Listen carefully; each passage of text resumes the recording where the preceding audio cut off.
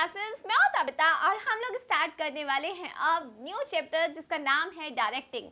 यानी कि हमने मैनेजमेंट के 3 फंक्शन कर लिए हैं, अब ये 4th फंक्शन है जिसका नाम है डायरेक्टिंग। 3 फंक्शन कौन से करें? प्लानिंग कर ली थी, दिमाग में ऑर्गेनाइज कर लिया था चीज़ों को, काम को, उसके बाद काम को करने के लिए स्टाफिंग करी थी, यानी कि लोगों को रख भी लिया। अब लोगों को उनकी जॉब पोजीशन पे लाकर रख दिया है, तो अब बात होती है डायरेक्टिंग की। यानी कि जब तक आपने इंसान को बैठा दिया तब तक कोई काम होने नहीं वाला, तो अब से काम स्टार्ट होगा। यानी कि एक्शन जो है वो डायरेक्टिंग में लिया जाता है। यानी कि डायरेक्टिंग में क्या होता है, नॉर्मली हमने अपनी एक पर्सनल लाइफ में भी इसका मतलब सुना है ना, डायरेक्ट करना, यानी कि किसी को इंस्ट्रक्शन देना, यानी कि किसी को बताना कि आपको ये काम करना है, that is called directing. Business में भी इसका सेम ही मीनिंग है, यानी कि डायरेक्टिंग मीन्स आपने जो एम्प्लॉयज को रखा है अपने गोल्स को अचीव करने के लिए, उनको आप डायरेक्ट करते हो, उनको आप समझाते हो, उनको आप बताते हो कि काम को किस तरीके से किया जाना है, इसी को डायरेक्टिंग कहते हैं। और आपको पता है कि डायरेक्टिंग को मैनेजमेंट का हर्ट भी कहा जाता है, तभी देखो मैंने आज रेड टी शर्ट डाली है नहीं ऐसा कुछ नहीं है, लेकिन यस, मैनेजमेंट का हर्ट कहा जाता है डायरेक्टिंग को। क्यों? क्योंकि आपने जब तक अगर एम्प्लॉय को रख दिया ना, तब तक उसके बाद वो कुछ भी नहीं करेगा जब तक कि आप उसे डायरेक्ट नहीं कर सकते। यानी कि आपके ऑर्गेनाइजेशनल के गोल जो हैं, ऑर्गेनाइजेशन गोल जो हैं, वो कंप्लीट नहीं होंगे जब तक कि आप डायरेक्ट नहीं करते, एक्शन नहीं लोगे। तो एक्शन तो डायरेक्टिंग में ही लिया जाता है जब हम किसी को बताते हैं कि कैसे काम करना है, इसीलिए इसको हर्ट ऑफ द मैनेजमेंट भी कहा जाता है गाइस। अब इसकी एक डेफिनेशन देखते हैं बुक की। क्या लिखा है? Directing involves guiding, coaching, instructing, counselling, motivating and leading people in the organization to achieve its objective। यानी कि आप डायरेक्टिंग में सिर्फ काम कर रहे हो, यानी कि कौन से काम कर रहे हो? सबसे पहला गाइडिंग, आप गाइड करके चलते हो कि भाई इस तरीके से काम होगा, ऐसे किया जाएगा। उसके बाद कोचिंग, कोचिंग का मतलब पता है ना, हम उन्हें सिखाते हैं कामों को ऐसे करना है, गाइड भी कर रहे। इन सबको ना एक ही सिमिलर मीनिंग है, एक ही दिशा में जा रहा है, लेकिन वर्ड्स अलग अलग है। गाइड कर रहे हैं, कोचिंग प्रोवाइड कर रहे हैं, उन्हें इंस्ट्रक्ट कर रहे हैं, इंस्ट्रक्शंस देते हैं कि ऐसे करना है, ऐसे करना है, ऐसे नहीं करना, ये मत करो।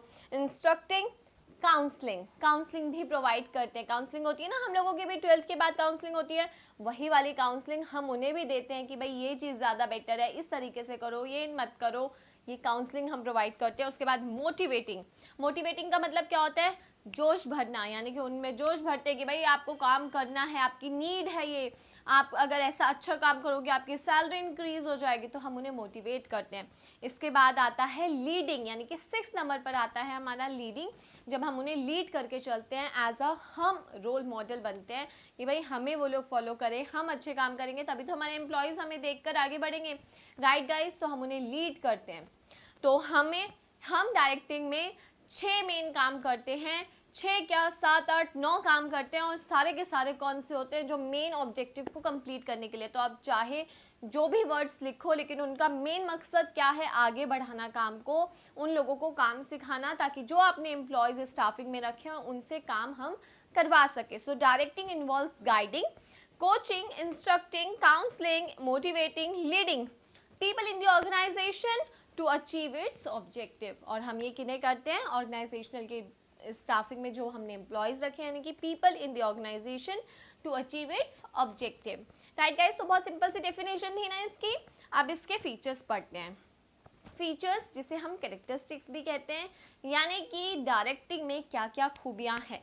तो सबसे पहले डायरेक्टिंग इनिशिएट एक्शन, तो ये तो याद ही कर लो कि डायरेक्टिंग की वजह से ही एक्शन लिया जाता है। स्टाफिंग में आपने लोगों को बैठा दिया ना काम करने के लिए, उसके बाद कुछ नहीं होना जब तक कि आप डायरेक्टिंग ना करो, यानी कि उन्हें डायरेक्ट ना कर दो। तो डायरेक्टिंग इनिशिएट एक्शन, डायरेक्टिंग की वजह से ही एक्शन लिया जाता है, जब तक कि बाकी सारे फंक्शन जो थे वो माइंड से रिलेटेड थे, कामों को बांटने से रिलेटेड थे, लोगों को रखने से रिलेटेड थे। लेकिन डायरेक्टिंग की वजह से हमारे बिजनेस का काम आगे बढ़ा, क्योंकि मेन काम किसने करना है? एम्प्लॉयज़ ने, और एम्प्लॉयज़ को जब तक हम इंस्ट्रक्ट नहीं करोगे तो वो काम नहीं कर पाएंगे। So directing initiate action. Second है directing take place at every level of management, यानी कि हमने मैनेजमेंट के लेवल पढ़े हैं ना, top, middle and lower level, तो तीनों लेवल में ही डायरेक्टिंग पाया जाता है। ऐसा नहीं है कि भाई सिर्फ एक जगह होगा या ऊपर टॉप में ही होगा या मिडल में होगा, नहीं, जहाँ पे भी आपके सुपीरियर और सबॉर्डिनेट हैं, जहाँ पे भी दो पोजीशंस आ जाए वहाँ पे डायरेक्टिंग होगा ही होगा, क्योंकि हमेशा हमारी अपर पोजीशन वाला हमें डायरेक्ट करता है, हमारे अगर डाउन में कोई पोजीशन है सबॉर्डिनेट से तो हम उन्हें डायरेक्ट करते हैं, हम हमेशा किसी ना किसी को समझाते हैं। और मैं इसका एक और अच्छा सा एग्जाम्पल दूँ कि जैसे हमेशा हम जब बड़े भाई बहन बन जाते हैं तो हम हमेशा अपने छोटे भाई बहनों को समझाते हैं, और हमें हमेशा हमारे बड़े भाई बहनों ने समझाया है। That is also called directing, वो भी एक डायरेक्टिंग है जो हमारी पर्सनल लाइफ से रिलेटेड है। इसके बाद गाइस थर्ड आता है directing is a continuous process. Continuous process मतलब पूरी लाइफ ऑर्गेनाइजेशन में डायरेक्टिंग हमें नीड होती है। डायरेक्टिंग कोई वन टाइम काम नहीं है कि आपने आज कर दिया चलो अब तो बस बैठ जाए आराम से, no, directing take place at every time.